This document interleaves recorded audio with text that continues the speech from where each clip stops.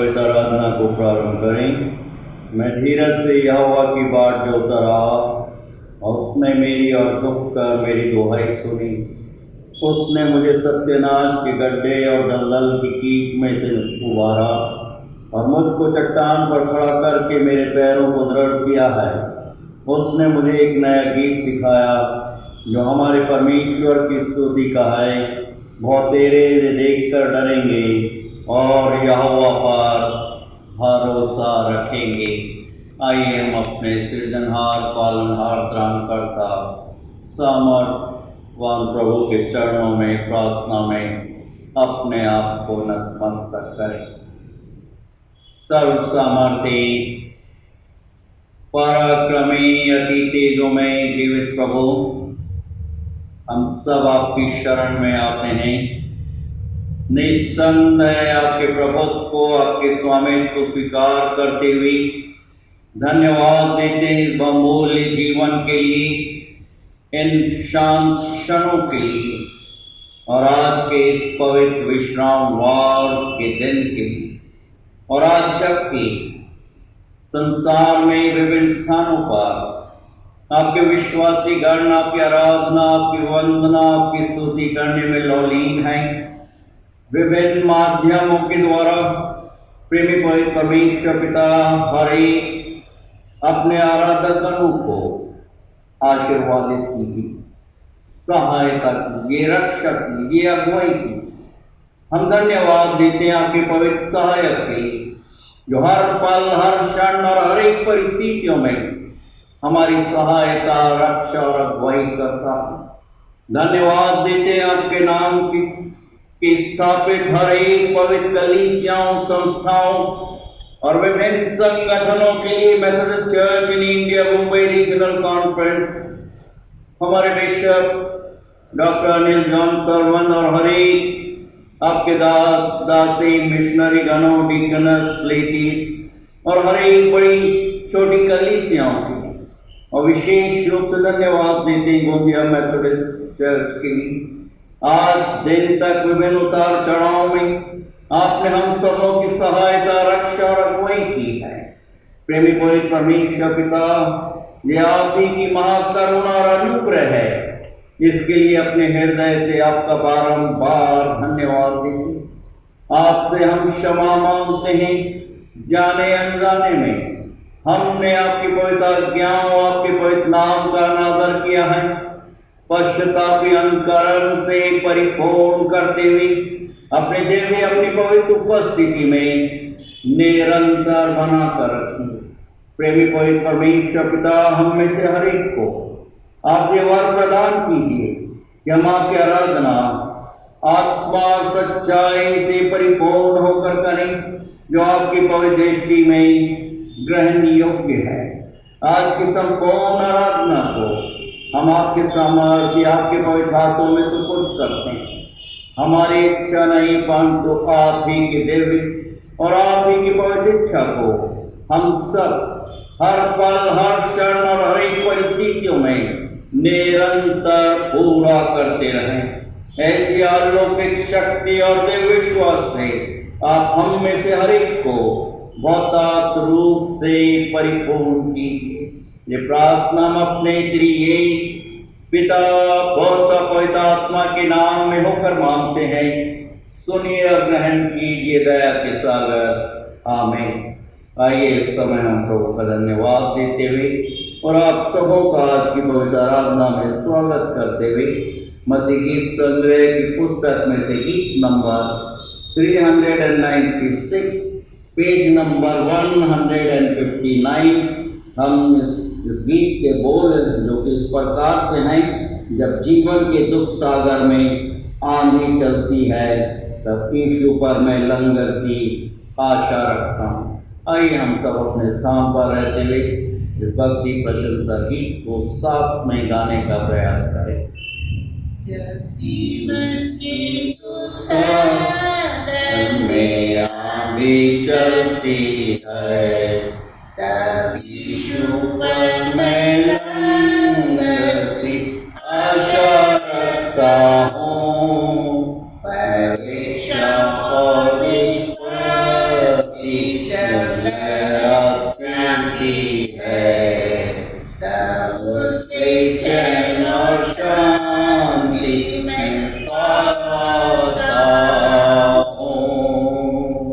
वो मेरा आधार है, मैं साहस करूँगा।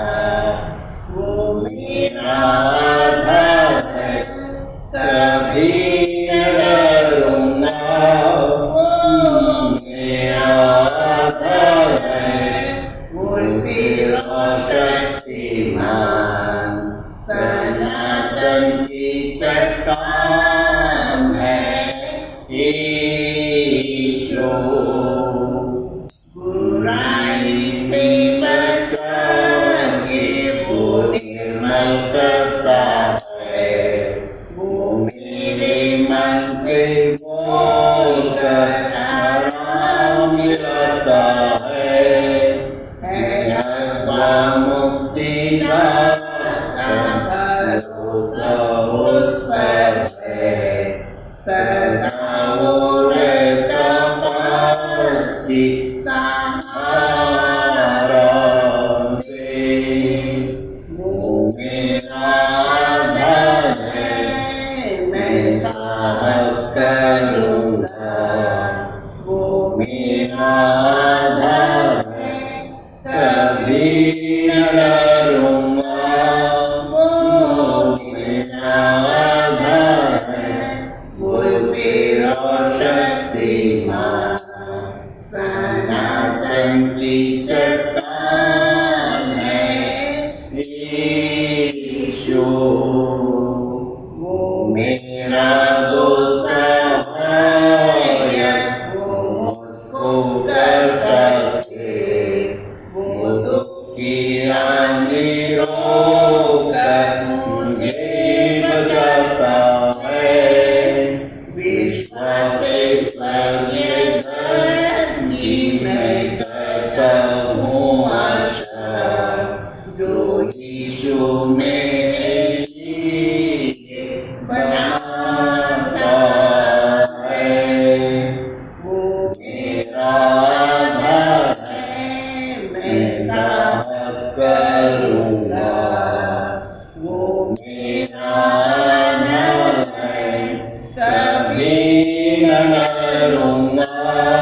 वो मेरा आधार है, वो सिर शक्तिमान, सनातन की चट्टान है यीशु। निसंदेह प्रभु हमारा आधार है, और इस समय हम अपने विश्वास का प्रकटीकरण करते हुए प्रेतों के विश्वास को साफ साफ बोलेंगे। मैं विश्वास करता हूँ सर्वशक्तिमान पिता पर, जो स्वर्ग और पृथ्वी का सृजनहार है, और उसके इकलौते पुत्र हमारे प्रभु यीशु मसीह पर, जो पवित्र आत्मा से देहधारी होकर मरियम नाम कुमारी से उत्पन्न हुआ, पैंतुस पिलातुस के राज में दुख उठाया, क्रूस पर चढ़ाया गया, मर गया और गाड़ा गया, तीसरे दिन मृतकों में से जी उठा, स्वर्ग पर चढ़ गया और सर्वशक्तिमान ईश्वर पिता के दाहिने हाथ जा बैठा, जहाँ से वह जीवितों और मृतकों का न्याय करने को फिर आएगा। मैं विश्वास करता हूँ पवित्र आत्मा पर, प्रचलित पवित्र कलीसिया पर, पवित्र लोगों की संगति, पापों की क्षमा, देह के जी उठने और अनंत जीवन पर। आमीन। आइए इस समय हम प्रभु के पवित्र वचनों पर कुछ क्षणों के लिए ध्यान मनन करेंगे। और आज का पवित्र मन्ना नए नियम में से इब्रानियों की पुस्तक उसका 11 अध्याय 23 पद से लेकर 26 पद तक में पाया जाता है। इब्रानियों की पत्री उसका 11 अध्याय 23 पद से लेकर 26 पद तक। और आज के इन पवित्र वचनों को हम सबों के समक्ष पास्टर मामूली का हैरी पढ़ेंगे।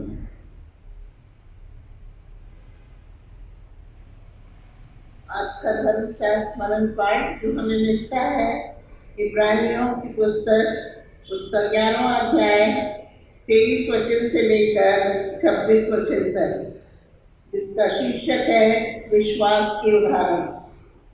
विश्वास ही से मूसा के माता पिता ने उसको उत्पन्न होने के बाद 3 महीने तक छिपा रखा, क्योंकि उन्होंने देखा कि बालक सुंदर है और वे राजा की आज्ञा से ना डरे।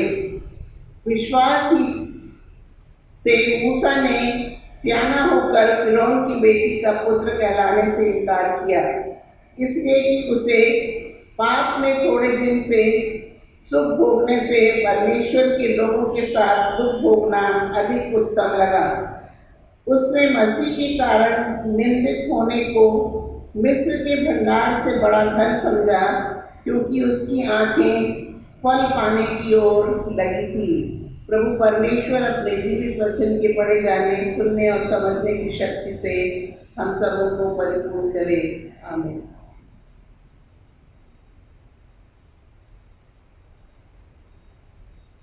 आइए इससे पहले पवित्र वचनों पर हम ध्यान मनन करें। कुछ क्षणों के लिए हम प्रभु से आशीष की प्रार्थना मांगेंगे।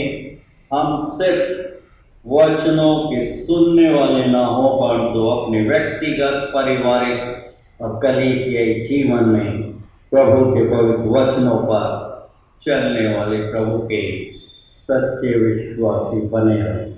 आइए हम अपने से प्रार्थना करें। सर्व सामर्थ्य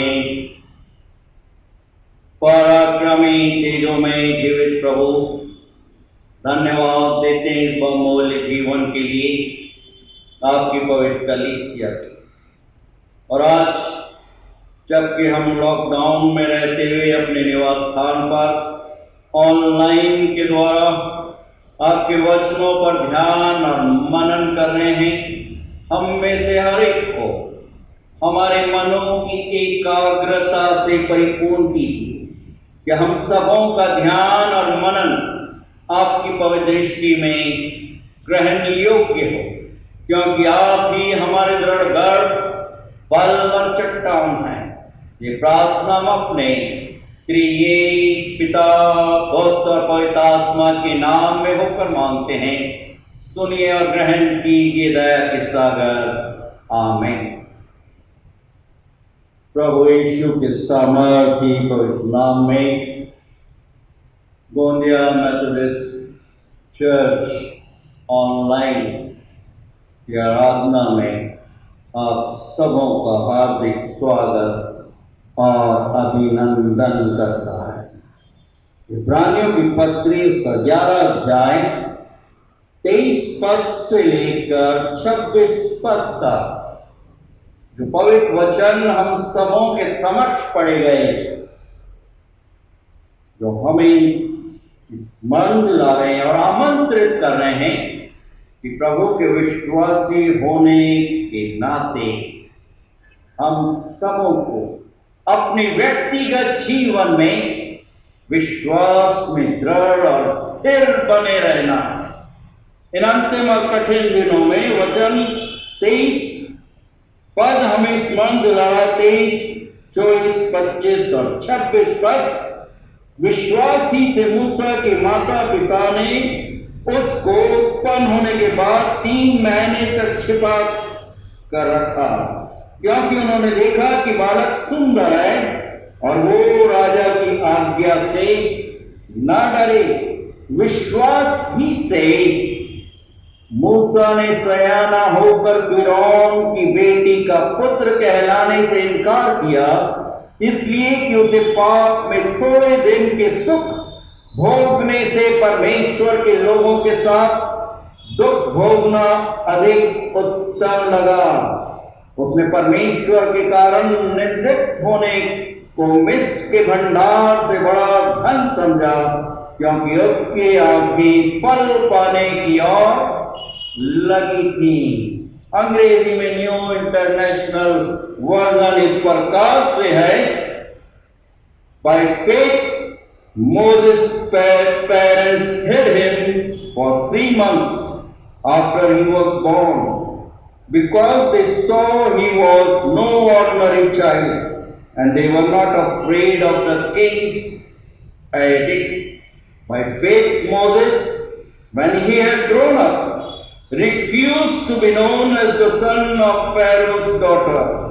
He chose to be ill-treated along with the people of God rather than to enjoy the pleasure of sin for a short time.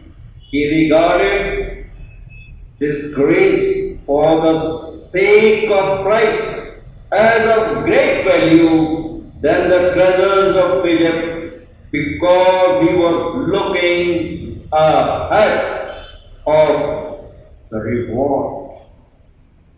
प्रियों, इब्रानियों की पत्री उसका 11 अध्याय हम एक लंबी सूची देख रहे हैं। प्रभु के विश्वासी योद्धाओं के नाम हम देख रहे हैं जो हमें प्रेरित कर रहे हैं, जागृत कर रहे हैं। और 11वें अध्याय के पहले पद में हम देख रहे हैं अब विश्वास की हुई वस्तुओं का निश्चय और अनदेखी वस्तुओं का प्रमाण है। विश्वास आशा की हुई वस्तुओं का निश्चय और अनदेखी वस्तुओं का प्रमाण है। हर एक व्यक्ति विशेष व्यक्तिगत, पारिवारिक और कलीसियाई जीवन में विश्वास का, प्रभु के प्रति विश्वास का होना नितांत आवश्यक है। और यहां पर हम देख रहे हैं वचन के आईने में कि मिस्र राष्ट्र में नील नदी अपने आप में बहुत ही विशाल थी और जब ये नदी बहती थी ये मिस्र राष्ट्र के लिए अपने आप में बहुत ही बड़ा वरदान थी, गिफ्ट थी, क्योंकि दोनों और जो स्थान थे वो इस नील नदी के कारण अपने आप में बहुत ही फर्टाइल और उपजाऊ थे, हरियाली थी। आकर्षित करने वाला दृश्य हम देखते हैं। और इस नील नदी के किनारे से थोड़े ही दूर पर फिरौन राजा का भव्य राजकीय महल था। और संध्या के समय फिरौन राजा की बेटिया राजकुमारी अपने संगी सखियों के साथ नील नदी के किनारे स्नान करने के लिए आती। और जो दृश्य है, तस्वीर हम देख रहे हैं कि सूर्य की किरणें जबकि अस्त होने वाला है, नील नदी पर वो किरणें गिर रही हैं, लग रही हैं और एक बहुत ही सुंदर सा शानदार नजारा देखने को मिल रहा है। और राजकुमारी इस दृश्य को देखती अपनी आंखों से पलक झपकते हुए और विचार करती है कि मेरे पिता फिरौन ने असंख्य इज़राइल के मासूम बच्चों को इस नील नदी में मरवा दिया, रक्त रंजित करते हुए, कलमबद्ध करते हुए। परंतु उसके उपरांत भी ये नील नदी कल कल करते हुए बह रही है। कितने अबोध और मासूम बच्चे इस नील नदी में मार दिए। और अचानक से जब ये दृश्य देख रही है और सोच रही है, वो नील नदी के किनारे एक दृश्य देख और उस दृश्य में सरकंडे एक टोकनी में बहते हुए किनारे पर वो अपनी सखियों को अब आदेश देती है। क्या बोलती है? दूसरे निर्गमन की पुस्तक उसके दूसरे अध्याय में, निर्गमन की पुस्तक उसके दूसरे अध्याय में हम देख रहे हैं पहले पद से लेकर 10 पद तक में कि लेवी घराने के पुरुष ने एक लेवी वंश की स्त्री से विवाह किया, वो स्त्री गर्भवती हुई और उसके एक पुत्र उत्पन्न हुआ और ये देखकर कि ये बालक सुंदर है, उसे 3 महीने तक छिपा कर रखा।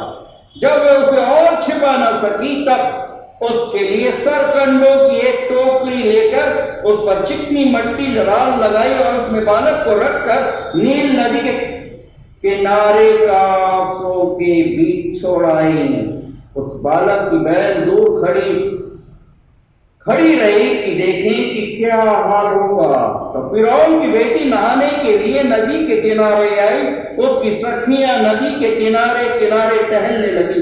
तब उसने कांसों के बीच टोकरी को देखकर अपनी दासी को उसे ले आने के लिए भेजा। जब उसने उसे खोल कर देखा तो एक रोता हुआ बालक है। तब उसे तरस आया, उसने कहा ये किसी इब्री का बालक होगा। तब बालक की बहन ने फिरौन की बेटी से कहा, क्या मैं जाकर इब्री स्त्रियों में से किसी दाई को तेरे पास बुला ले आऊं जो तेरे लिए इस बालक को दूध पिलाया करे? फिरौन की बेटी ने कहा जा। तब लड़की जाकर बालक की माता को बुला ले आई। फिरौन की बेटी ने उससे कहा कि तू इस बालक को ले जाकर मेरे लिए दूध पिलाया कर और मैं तुझे मजदूरी दूंगी।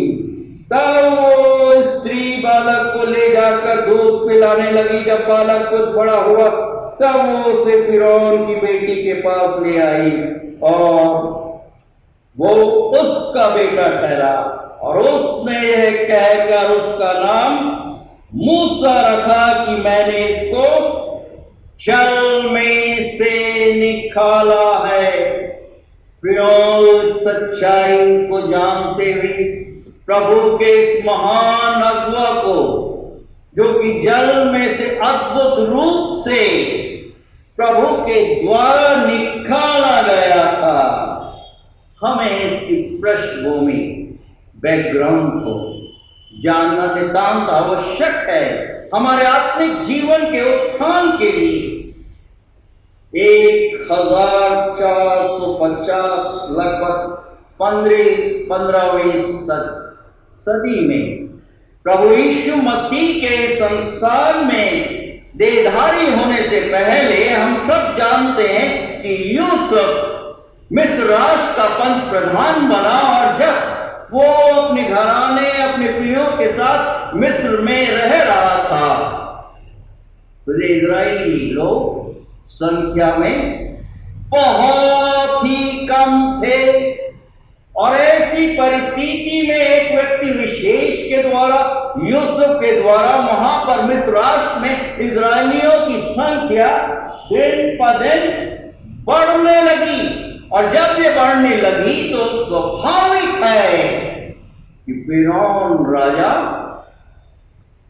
अपने आप में चिंतित होगा और अपने मस्तिष्क में वो एक षड्यंत्र बनाता है और उस षड्यंत्र के अंतर्गत वो इजरायली बच्चों को और विशेष रूप से उन दाइयों को जो बच्चे को जन्म देने में सहायता करती थी, उनको एक राजाज्ञा देता है। राजाज्ञा क्या है कि जब जन्म देते हो और तुम देखो कि बच्चा नर है तो उसे उसी समय मार देना।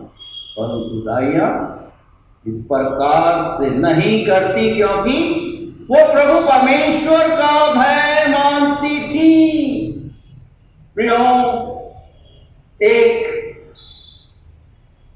अन्य जाति राष्ट्र में हम प्रभु के लोगों को देख रहे हैं, इन दाइयों को देख रहे हैं कि किस प्रकार से ये प्रभु का भय मानते हुए व्यक्तिगत रूप से जीवन व्यतीत कर।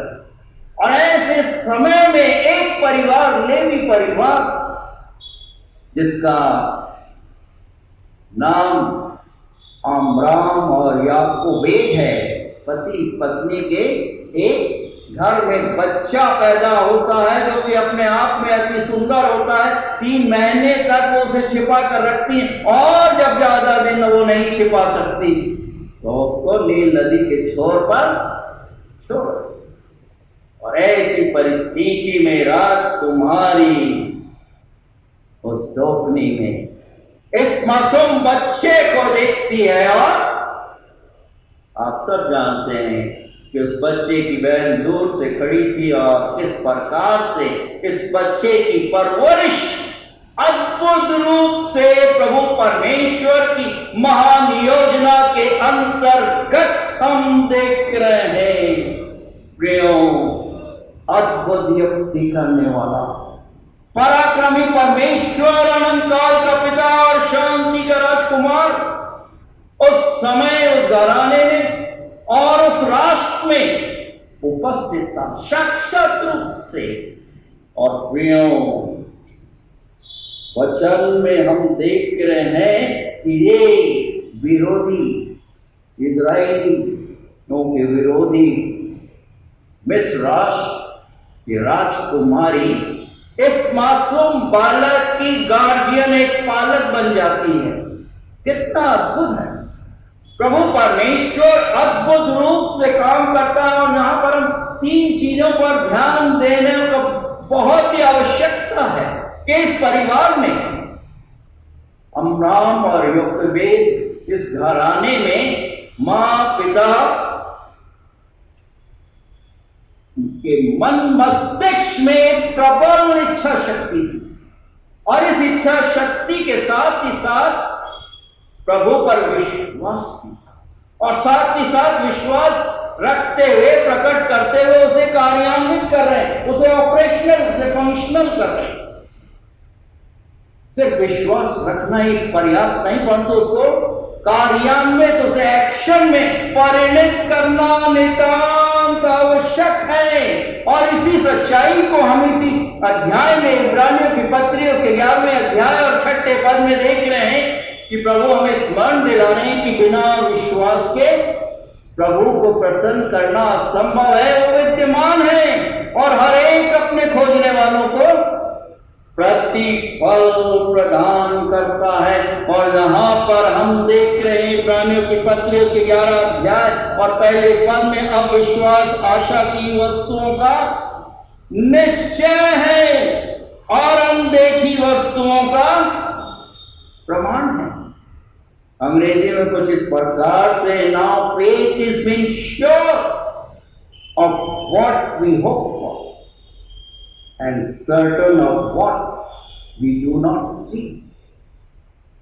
प्रियो, साधारण मनुष्य सोचता है, विचार करता है, क्या ये ऐसा जो मैं कर रहा हूं वो होगा भी या नहीं होगा। इस परिवार ने ऐसा नहीं सोचा। उस टोकनी में उस मासूम बच्चे को नील नदी के किनारे छोड़ दिया। हो सकता है नील नदी में जो पानी का बहाव था, करंट था, वो उस टोकरी को उठाकर ले आगे धकेल देता और बच्चा नष्ट हो सकता था। हो सकता था कि वह समुद्री जानवर और जंगली जानवर भी उस टोकरी में से आक्रमण करके बच्चे को जीवन लीला समाप्त कर सकते थे। वे सब कुछ संभावनाएं थी, परंतु प्रियो, इस परिवार का प्रभु पर दृढ़ विश्वास था, अटूट विश्वास था, जो कभी टूट नहीं सकता। और इसी सच्चाई को भजनकार भजन संहिता की पुस्तक उसके 8वें अध्याय में दाऊद महाराजा धीराज क्या बोल रहे हैं, 8वें अध्याय और उसके 2 पद में, कि तूने बैरियों के कारण बच्चों और दूधियों के द्वारा सामर्थ की नींव डाली है, ताकि शत्रु और पलटा लेने वालों को रोक सके। हम इसको साक्षात रूप से होते हुए यहां पर देख रहे हैं कि बैरियों और विरोधियों के कारण, दूधियों के द्वारा प्रभु परमेश्वर ने एक सामर्थ की नींव डाली है। प्रियो, यहां पर हम बच्चे को देख रहे हैं अद्भुत रूप से उस नील नदी के छोर से राजमहल में पहुंच गया। अद्भुत युक्ति करने वाला पराक्रमी परमेश्वर। इस परिवार में मां पिता के दिल की धड़कनें धड़क रही होंगी कि क्या होगा। विरोधियों के खेमे में बच्चा है।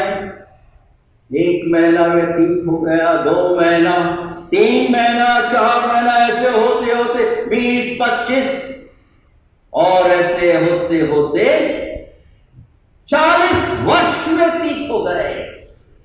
और प्रियो वचन में हम देख रहे हैं कि मूसा जो कि पानी में से निकाला गया था अद्भुत रूप से, वो सब प्रकार की शिक्षा और युद्ध कौशल में वो शिक्षित होता है, निपुण हो जाता है।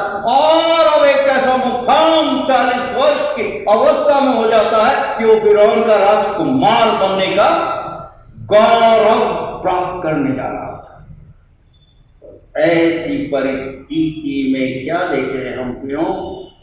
यहां पर 24 पद में 11वें अध्याय में इब्रानियों की पुस्तक में कि विश्वास ही से मूसा ने सियाना होने पर फिरौन की बेटी का पुत्र कहलाने से इनकार कर दिया। इसलिए 25 पर कि उसे पाप में थोड़े दिन के सुख भोगने से परमेश्वर के लोगों के साथ दुख भोगना अति उत्तम लगा। और 26 पर उसने मसीह के कारण अपने आप को डिस्ग्रेस, अपने आप को निंदित होने को मिस्र के भंडार से बड़ा धन समझा, क्योंकि उसकी आंखें फल पाने की ओर लगी, भविष्य की ओर,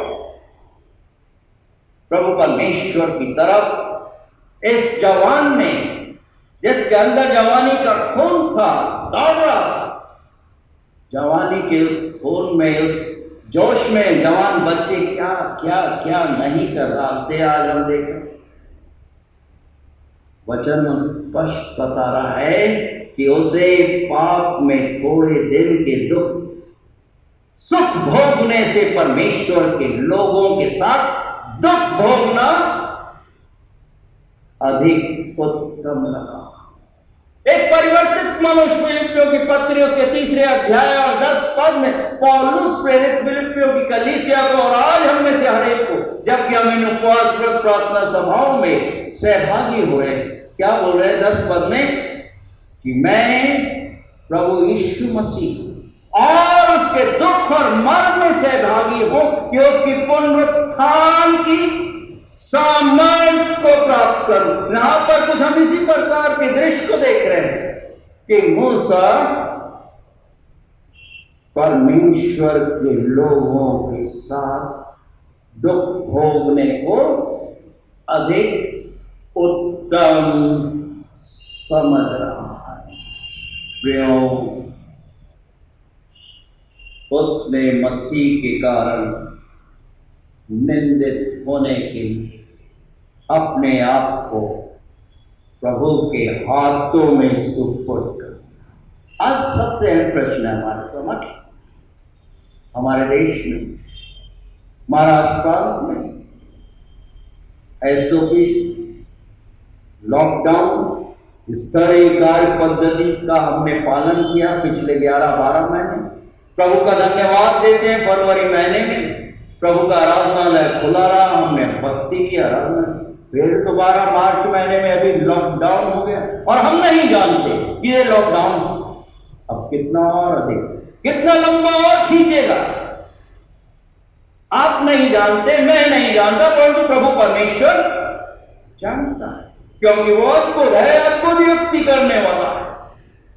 यहां पर इस मसीह परिवार को, मूसा के पिता को और मां को देख रहे हैं कि उनका विश्वास कितना मजबूत था। 40 वर्ष मिस्र में रहे और फिर जंगल। ये तो 12 महीने और ये कुछ थोड़े से अंतराल में हम देख रहे हैं कि बहुत से लोग का विश्वास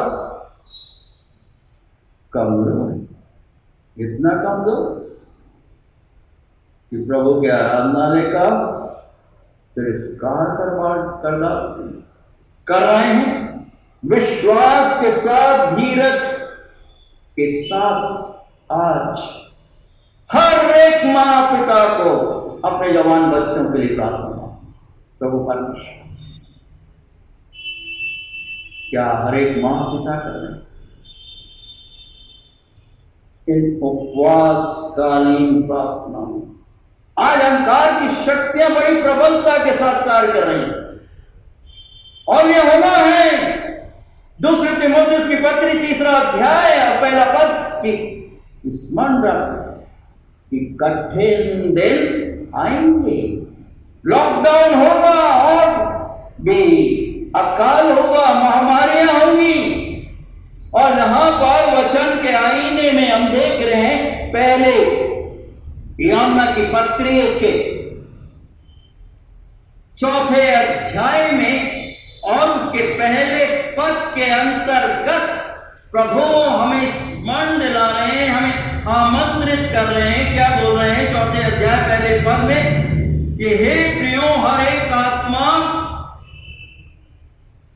की प्रतीति न करो, हर एक व्यक्ति विशेष पर विश्वास ना करो, वरन आत्माओं को परखो, मनुष्यों को परखो कि वे परमेश्वर की ओर से हैं कि नहीं, क्योंकि बहुत से झूठे भविष्यवक्ता प्रचारक हम संसार में देख रहे हैं, जो लोगों को भरमा रहे हैं, भ्रमित कर रहे हैं, गलत गलत शिक्षाएं दे रहे हैं। प्रभु का वचन प्रभु ने हमारे समक्ष रख छोड़ा। इब्रानियों की पत्री उसके 10वें अध्याय और 31 पद में कि जीते परमेश्वर के हाथ में पड़ना भयानक बात है। फिरौन ने कुछ इसी प्रकार से किया, परिणाम पूरी सेना, पूरा फिरौन राज लाल समुद्र में हमेशा हमेशा के लिए समाप्त हो गया। वचन के आईने में आज हमें देखना है, ध्यान और मनन करना है कि हमारा विश्वास किस प्रकार का है। 40 वर्ष तक बयान वहां पर लोग बुड़बुड़ाते थे, परंतु मूसा क्या कर रहा है? प्रार्थना कर रहा है, हे प्रभु इनको क्षमा कर।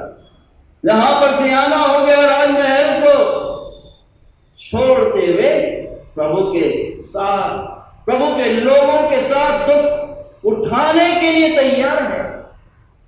आज प्रियों, विचार करना कि हम जो कि अपने पर लेवल लगाए हुए हैं, मसीह नाम रखना पर्याप्त नहीं है, परंतु मसीह पर विश्वास रखना, प्रबल इच्छा रखना और उसको कार्यान्वित करना, उसे ऑपरेशनल करना, जैसे मूसा के परिवार ने किया। विपरीत परिस्थितियां, तलवार लटक रही थी, परंतु प्रभु परमेश्वर उनके साथ, अद्भुत युक्ति करने वाला पराक्रमी परमेश्वर आज भी प्रभु हमारे साथ। हमें धन्यवाद देना। भजनकार क्या बोल रहे? भजन संहिता उसके 23वें अध्याय और 24वें पद, 4थे पद में कि चाहे मैं घोर अंधकार की तराई में इस लॉकडाउन में होकर गुजरूं, मृत्यु की तराई से होकर, तो भी मैं किसी हानि से नहीं। यहां पर बोल रहा है तो 23वें अध्याय में भजन संहिता उसके 4थे पद में, मैं मृत्यु से भी नहीं डरूंगा क्योंकि प्रभु मेरे साथ। आज हमें प्रभु का धन्यवाद देना कि प्रभु हमारे साथ हैं। समाप्त करूंगा एक सच्ची घटना से। इंग्लैंड राष्ट्र में 1749 में एक मसीह परिवार में एक बच्चे का जन्म होता है और उस समय यूरोप में चेचक महामारी का बहुत बड़ा तांडव हो रहा था। चेचक क्या बोलते हैं? स्मॉल पॉक्स या बिग पॉक्स क्या बोलते हैं? बहुत सारे लोग मर रहे थे और ऐसे समय में बच्चा जब परिवार में पैदा हुआ, निर्धन था, उसकी प्रबल इच्छा थी, बढ़ रहा है इस परिवार, आर्थिक रूप से अपने आप में कमजोर है, परंतु ये बच्चा और ये परिवार उस समय में क्या कर रहे हैं? प्रभु के आराधना में जाते और वहां पर जाकर प्रार्थना करते हैं। आधुनिक मनुष्यों के समान नहीं, जबकि ऑनलाइन के द्वारा प्रभु के वचनों का, प्रभु के लोग विभिन्न माध्यमों के द्वारा, यूट्यूब के मार्फत प्रचार प्रसार हो रहा है। प्रभु के आराधनालय का अनादर नहीं करते, तिरस्कार नहीं करते। और ये जवान बच्चे को देखिए, वहां पर जा रहा है प्रार्थना कर, और प्रार्थना देखिए बहुत ही अद्भुत है। क्या बोल रहा है?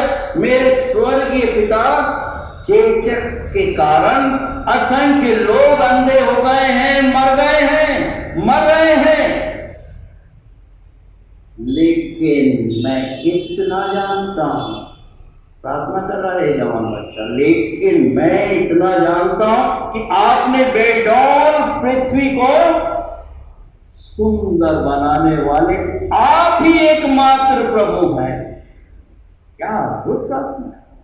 परिस्थितियां अनुकूल नहीं है, सहज नहीं है, और जब एक प्रयोग के बाद एक प्रयोग ये कर रहा है और अंत में प्रभु इसकी प्रार्थना को सुनता है और ये चेचक, स्मॉल पॉक्स या बिग पॉक्स क्या बोलते हैं, उसके समाधान के लिए एक इंजेक्शन का निर्माण कर लेते हैं। और आगे चलकर इनका नाम डॉक्टर एडवर्ड जेनर के नाम से ये विख्यात हो जाते हैं। और अब प्रश्न है एडवर्ड के समक्ष कि ये मैंने इंजेक्शन तो बना लिया, अब इसका प्रयोग किस पर करूं? एक सारे प्रश्न मस्तिष्क में गूंज रहे हैं कि मैंने ये इंजेक्शन बनाया है, कौन तुम्हें किस पर लगा? और अंत में वो अपने इकलौते बेटे पर उस इंजेक्शन को लगा दो। और जब लगाते हैं प्रियो, प्रभु सफलता बता, अद्भुत युक्ति कर। और जब उससे पूछा जाता है कि आपने अपने बेटे पर ही क्यों लगाया, अब जानते एडवर्ड जेनर क्या बोलते हैं? मैं प्रभु का अनुयायी हूं, प्रभु के वचन पर आस्था रखता हूं, श्रद्धा रखता हूं, वचन को, मैं प्रभु के वचन को पढ़ता हूं, मानता हूं, उस पर विश्वास रखता हूं। और वो बोलते हैं यशाया की पुस्तक उसके 53वें अध्याय और 6ठे पद को उन बड़े जन समुदाय के समक्ष बोल रहे हैं एडवर्ड जेनर कि हम तो सबके साथ भेड़ों की नाई भटक गए थे और हम में से हर एक ने अपना अपना मार्ग ले लिया था, और यहोवा ने हम सबके अधर्मों का बोझ उस पर डाल दिया। प्रियो, उसे प्रेरणा कौन से? प्रभु से, प्रभु के वचनों से। आज लॉकडाउन में हमें प्रभु का धन्यवाद देना, हमारे परिवार के, हमारे आई बाबाओं के, हमारे बच्चों के लिए, नाती पोतों के लिए आज प्रभु का लहू हमारे हर एक अपराधों, हर एक हमारे रोगों को से हमें चंगाई करने के लिए उपलब्ध। हम तो प्रश्न है, क्या हम विश्वास करें? प्रश्न, क्या हम प्रभु के लहू पर विश्वास करें? प्रभु तो अति शीघ्र आने वाला है अपनी कलीसिया के लिए सलीबी मौत, तीसरे दिन मृत्यु में से जीवित उठने के द्वारा अपनी दुल्हन को, अपनी कलीसिया को दोबारा लेने आने वाले। परंतु क्या हम तैयार? प्रभु सहायता, रक्षा करें, अगुवाई करें कि हम प्रभु के लहू के बारे में सुरक्षित रहे। प्रभु अपने को लहू से धोकर अपने हर एक बेटे और बेटियों को एक नया जीवन प्रदान।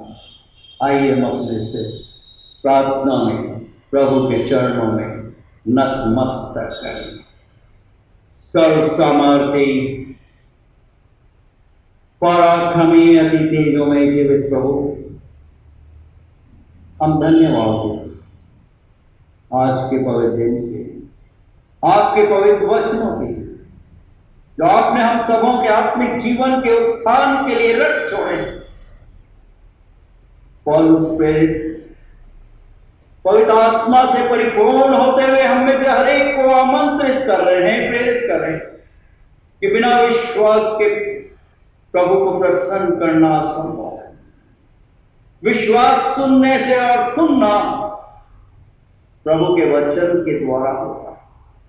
प्रेमी पवित्र परमेश्वर पिता, हर एक अपने बेटे और बेटियों को आप जागृत कीजिए कि हम नित्य आपके वचनों पर ध्यान और मनन करते हुए उससे बल और शक्ति प्राप्त करते हुए आपकी पवित्र कलीसिया में जुड़े हैं।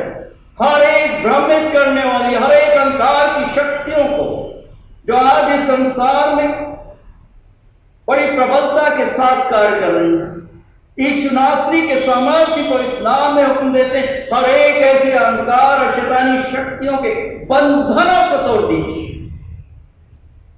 कि आपके बेटे और बेटियां इन बंधनों से मुक्त होकर ये गवाही देने वाले कि जब से प्यारा यीशु आया मेरा जीवन ही बदल दिया।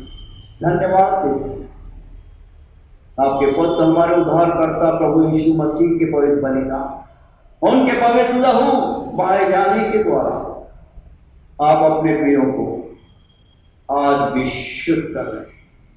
प्रेमी पवित्र परमेश्वर पिता, अपनी कलीसिया पर दया कीजिए,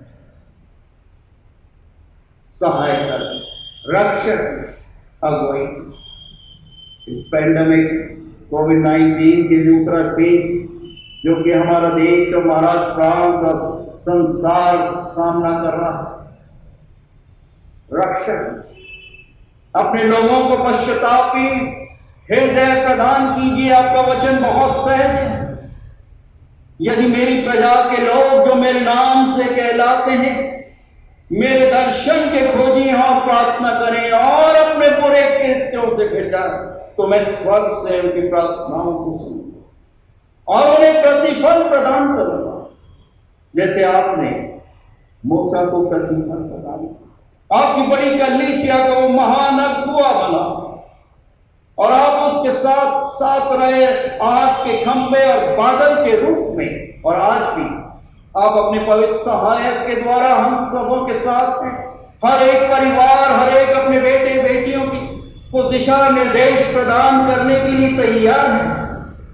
दया कीजिए, इस अनुग्रह के जो आपने हम पर दर्शाया है उसके लिए धन्यवाद। हमारे देश शासक गणों के लिए प्रार्थना मांगते हैं, सद्बुद्धि प्रदान कीजिए कि देश में शांति और खुशहाली बनी रहे। हमारे किसान भाई और बहनों के लिए प्रार्थना मांगते हैं। अब तक 300 से ज्यादा किसान भाई बहन इस संसार से विदा हो चुके हैं। वो अन्नदाता के रूप में आपने उन्हें इस पृथ्वी पर रखा। प्रेमी पवित्र परमेश्वर पिता को सफलता प्रदान की, शासक गणों की सहायता कीजिए कि वो उनकी दुहाई को सुने। दया कीजिए प्रेमी पवित्र परमेश्वर पिता, हमारे देश पर, हमारे महाराष्ट्र पर, हमारे राष्ट्र पर, संपूर्ण संसार पर हस्तक्षेप कीजिए, क्षमा कीजिए, पश्चातापी अंतकरण से परिपूर्ण कीजिए। हम धन्यवाद देते हैं प्रेमी पवित्र परमेश्वर पिता हमारी रिकॉर्डिंग टीम के लिए, जिसके कारण विभिन्न स्थान और क्षेत्रों में आपका वचन पहुंच रहा। प्रेमी पवित्र परमेश्वर पिता धन्यवाद देते हैं आपके बेटे भाई नितिन यादव की, आपकी बेटी बहन मंजू यादव की, और विशेष रूप से एक और नया वर्ष आपने अपनी बेटी के जीवन में जोड़ दिया है। सच में ये आप ही की महाकरुणा है और आपका वचन स्मरण दिला रहा। यह वह तुझे लगातार लिए चलेगा, वो तुझे तृप्त करेगा और तेरी हड्डियों को हरी भरी करेगा, और तू सींची हुई बारी और ऐसे जल के सोते के समान होगी जिसका जल कभी सूखता नहीं। अपने वचनों की सामर्थ्य, अपनी प्रतिज्ञा से अपनी बेटी को, इनके घराने को, इनके बेटे को, बेटिया को, आकांक्षा को, शाहिद को आशीर्वाद दीजिए। आपसी प्रेम के बंधन में बांध कर रखिए। एंकल डॉक्टर विनायक धन्यवाद देते, आंटी अनसुया यादव के लिए धन्यवाद देते। प्रेमी पवित्र परमेश्वर पिता, इस वृद्धावस्था में आपने संभाल कर रखा। आने वाले दिनों में भी आप इनका सहायक, इनका मददगार बनिए। हर एक अंधकार और शैतानी शक्तियों के प्रभावों से रक्षा कीजिए। गोंगे कलीसिया के हर एक परिवारों की रक्षा कीजिए। धन्यवाद देते हैं पास्टर कमेटी, पास्टर कॉन्फ्रेंस, हमारे प्रिय भाई सतीश गावंत के लिए उनके समर्पण की। विभिन्न स्थानों पर जबकि वो यात्रा करते हैं, उन्हें सफलता प्रदान। हर एक सदस्य गणों के लिए प्रार्थना हो, जहां कहीं है विभिन्न स्थानों पर। प्रेमी पवित्र परमेश्वर पिता, अपने धर्म में दाहिने हाथ के साए के नीचे स्वस्थ कर संचित रखिए। जो बीमार हैं प्रेमी पवित्र परमेश्वर पिता, आप उन्हें भी स्पर्श कीजिए। आप सब वैद्यों के वैद्य, डॉक्टरों के डॉक्टर, हर एक काम करने वालों के काम में आशीर्वाद कीजिए। जवान बच्चों की रक्षा कीजिए। हर एक अंधकार और भरमाने वाली शक्तियों से बचाइए। और हर एक ऑनलाइन आराधक गणों को आशीर्वाद कीजिए और अपनी महिमा की, अपने गौरव की निरंतर उपयोग कीजिए। हर एक उन बच्चों के लिए प्रार्थना मांगते हैं जो कि अपनी बोर्ड की परीक्षा और ऑनलाइन के माध्यम से तैयारियां कर रहे हैं, उसमें प्रवेश करते हैं, उन्हें सफलता प्रदान कीजिए। हम अपने शरीर, प्राण और आत्मा समेत अपने आप को और हमारे व्यक्तिगत, हमारे पारिवारिक और कलीसिया जीवन में आप हमारा सहायक, हमारा मददगार बनिए। आपका वचन स्मरण दिला रहा और आश्वस्त कर रहा कि मैं ही तुम्हें जीवन का मार्ग दिखा पाऊं और मेरे निकट आनंद की भरपूरी और दाहिने हाथ में सुख सर्वदा बना रहे। अपना दाहिने हाथ का सहारा आप अपने ही दास दासी के घराने और अपनी हर एक कलीसियों पर निरंतर बना के रखें। ये प्रार्थना हम अपने त्रिएक पिता, पुत्र, पवित्र आत्मा के नाम में होकर मांगते, जिन्होंने हम सबों को इस प्रकार से भी प्रार्थना करना सिखाया है। ऐ हमारे पिता, आप जो कि स्वर्ग में हैं, आपका नाम पवित्र माना जाए, आपका राजा, आपकी इच्छा जैसे स्वर्ग में पूरी होती है वैसे इस पृथ्वी पर पूरी हो। हमारे दिन प्रतिदिन की रोटी आज हमें दीजिए और जैसे हम अपने अपराधियों को क्षमा करते हैं वैसे हमारे अपराधों को क्षमा कीजिए और हमें परीक्षा में मत डालिए, परंतु बुराई से बचाइए, क्योंकि राज, पराक्रम और महिमा सदा आपकी का है। आमीन। आइए हम आशीष वचन ग्रहण करें। और अब हमारे प्रभु परमेश्वर पिता का अनुग्रह, प्रभु यीशु जी का प्रेम और पवित्र आत्मा की सुंदर, मधुर और अलौकिक सहभागिता हम सबों के साथ और हमारे हर एक प्रिय निकट संबंधियों के साथ आज से लेकर हमेशा हमेशा और युगान युग तक निरंतर होती रहे। आमीन। धन्यवाद, धन्यवाद, धन्यवाद। सारे आशीषों के सोते धन्यवाद, धन्यवाद, धन्यवाद, धन्यवाद। सारे आशीषों के सोते धन्यवाद, सारी आशीषें आती हो पर से धन्यवाद, धन्यवाद, धन्यवाद। सारी आशीषों के सोते धन्यवाद। आमीन। Praise the Lord. God bless you.